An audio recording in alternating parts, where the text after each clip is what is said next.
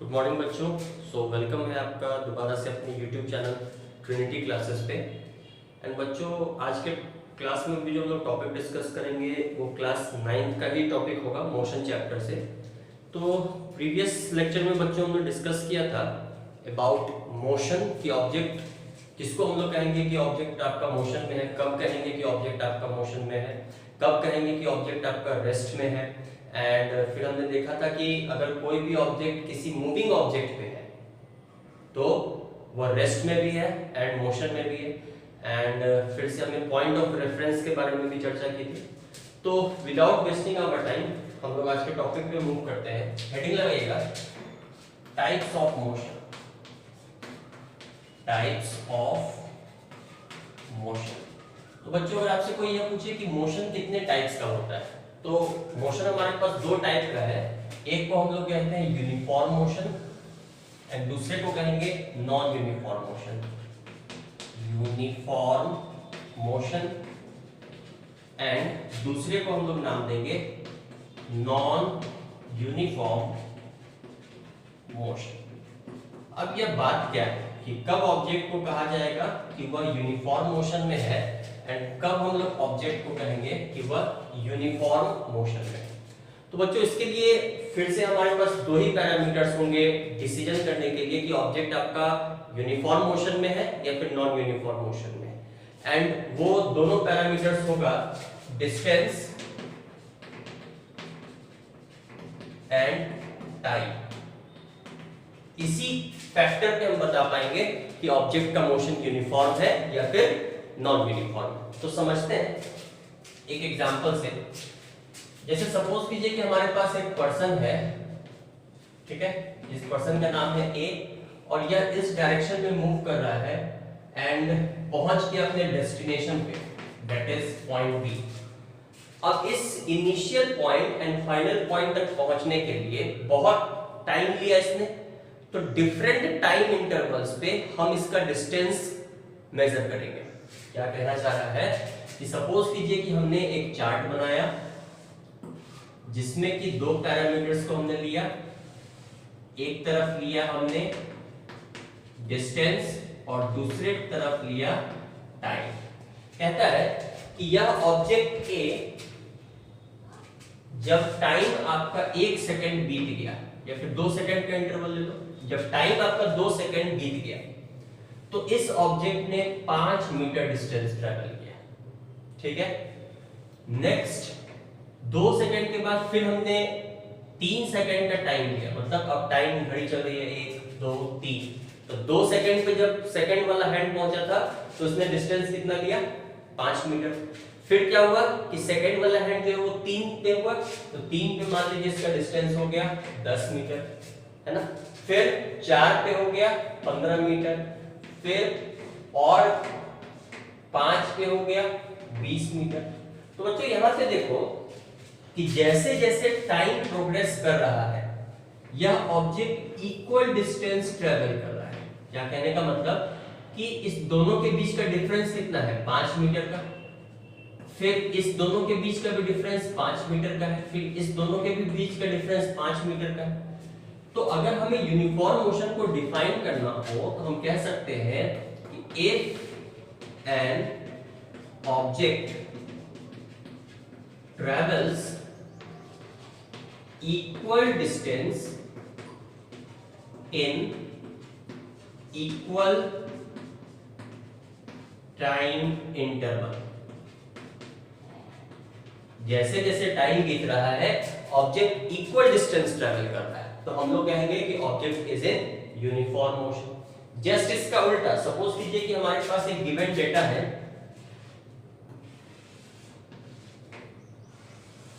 जिसमें कि हम फिर से यहां पे डिस्टेंस लेते हैं और टाइम, क्योंकि इसी दोनों पैरामीटर पे हम लोग और टाइप्स ऑफ मोशन को डिस्कस करते हैं। तो सपोज कीजिए कि जब टाइम आपका 2 सेकंड था तो ऑब्जेक्ट ने ट्रेवल किया 5 मीटर, फिर टाइम आपका हो गया 3 सेकंड, अब ऑब्जेक्ट ने किया 7 मीटर, फिर टाइम हो गया 4 सेकंड, अब ऑब्जेक्ट ने किया 10 मीटर, फिर हो गया 5 सेकंड अब किया यह 15 मीटर, फिर हो गया 6 सेकंड, या किया 21 मीटर। तो अगर आप यहाँ पे एनालाइज करोगे तो आपको देखने को मिलेगा कि टाइम तो बढ़ रहा है, लेकिन जैसे जैसे टाइम बढ़ रहा है ऑब्जेक्ट इक्वल डिस्टेंस ट्रेवल नहीं कर रहा है। पहले देखो, पहले यहाँ पे डिफरेंस कितना था, 2 मीटर का, फिर यहाँ पे डिफरेंस हो गया 3 मीटर का, फिर हो गया 5 मीटर का, फिर हो गया 6 मीटर। तो ये जो चेंज है ये इक्वली नहीं है। तो हम लोग इसको कैसे डिफाइन करेंगे, नॉन यूनिफॉर्म मोशन को, if an object travels equal distance in equal time interval। अगर ऑब्जेक्ट आपका इक्वल डिस्टेंस ट्रेवल करता है इक्वल टाइम इंटरवल में, तो हम लोग कहते हैं, सॉरी नॉन यूनिफॉर्म है ना, तो if an object travels unequal कर देना, इक्वल नहीं होना चाहिए, I am extremely sorry for that, unequal distance in equal time interval. देखो यहाँ पे डिस्टेंस क्या है, अनइक्वल, ठीक है। अब बच्चों एक टर्म आता है distance time graph, distance time graph. तो जूनियर क्लासेस में भी आपने ग्राफ के बारे में समझा होगा, है ना, ग्राफ बनाया भी होगा मैथ्स में। तो यहाँ पे समझो कि डिस्टेंस टाइम ग्राफ होता क्या है। तो डिस्टेंस टाइम ग्राफ एक ग्राफ है जिसमें कि हम लोग x एक्सिस पे टाइम को लेते हैं एंड y एक्सिस पे डिस्टेंस को लेते हैं। क्या बोले हम, y एक्सिस पे डिस्टेंस को लेंगे एंड x एक्सिस पे टाइम को लेंगे। अब क्या यह जरूरी है कि हमेशा हम लोग y एक्सिस पे डिस्टेंस को लेंगे एंड x एक्सिस पे टाइम को लेंगे? तो बच्चों ऐसा जरूरी नहीं है, यह हमारे सिलेक्शन के ऊपर होता है कि हम किसी भी एक्सिस पे किसी को ले सकते हैं, है ना। बट जो most of the book use करता है ना, तो वो y एक्सिस पे हमेशा डिस्टेंस को लेगा एंड x एक्सिस पे हमेशा टाइम को लेगा। तो हमें भी वही फॉलो करना है, क्योंकि आप बाद में अगर कभी बुक्स पढ़ते हो तो कॉन्फ्लिक्ट नहीं होना चाहिए, ठीक है। तो डिस्टेंस टाइम ग्राफ में y एक्सिस पे हमेशा डिस्टेंस को लेना है एंड x एक्सिस पे हमेशा टाइम को लेना है। अब बच्चों अगर आप इसका ग्राफ बनाओगे, देखो इसी का अगर हम ग्राफ बनाते हैं तो टाइम का ड्यूरेशन क्या है, एक एक का है। तो मान लीजिए यहाँ से 1, ये 2, ये 3, ये 4 और ये 5, ऐसे ही डिस्टेंस का कितना इंटरवल है, 5 का, 5, फिर 10, फिर 15, फिर 20, उससे आगे तो है नहीं। अब बच्चों आप अगर इसका ग्राफ बनाते हो तो 2 सेकंड में कितना डिस्टेंस ट्रेवल किया, 5, तो 2 से स्टार्ट कीजिए, कितना डिस्टेंस है 5, 3 सेकंड में 10, तो 3 सेकंड में 10, 4 सेकंड में कितना है 15, तो 4 सेकंड में 15, 5 सेकंड में कितना है 20, तो 5 सेकंड में 20। अब बच्चों जब आप इस सारे पॉइंट्स को मिलाओगे तो आपको एक स्ट्रेट लाइन मिलेगा। कैसा लाइन मिला, स्ट्रेट लाइन। हालांकि ये स्केल से नहीं किया गया, इसलिए थोड़ा सा टेढ़ा हो गया, बट नेगलेक्ट कीजिए उसको, तो स्ट्रेट लाइन मिलेगा, ठीक है। तो आप कह सकते हो कि अगर आप डिस्टेंस टाइम ग्राफ ड्रॉ करते हो इसके लिए, यूनिफॉर्म मोशन के लिए, तो distance time graph, distance time graph of a uniform motion is, दिख रहा है नीचे, दिख रहा है, is a straight line. Important है, पूछेगा आपसे कि यूनिफॉर्म मोशन का कैसा मिलता है, तो हमेशा स्ट्रेट लाइन। अच्छा बच्चों अगर आप इसका बनाते हो नॉन यूनिफॉर्म मोशन का, तो सेम है, डिस्टेंस टाइम ग्राफ ही हमें ड्रॉ करना है। तो अब तो हमें डेफिनेशन से पता है,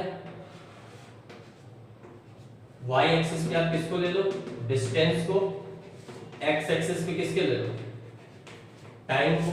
अब इसी का ग्राफ ड्रॉ करो, 2 है, 3 है, 4 है, 5 है, 6 है, तो इक्वल टाइम है, तो चलो 1, 2, 3, 4, 5 और 6।